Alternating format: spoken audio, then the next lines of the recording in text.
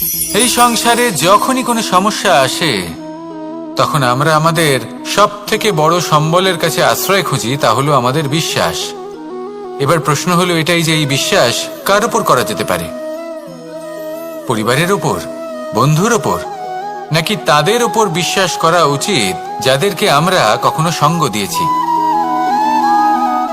দেখুন, এই সংসারে বিপদের সম্মুখীন হলে কে আপনাকে সাহায্য করবে সেটা নির্বাচন করা আপনার হাতে নেই। সেটা সেই সকল ব্যক্তির উপর নির্ভরশীল যে তারা আপনাকে সাহায্য করবে নাকি করবে না।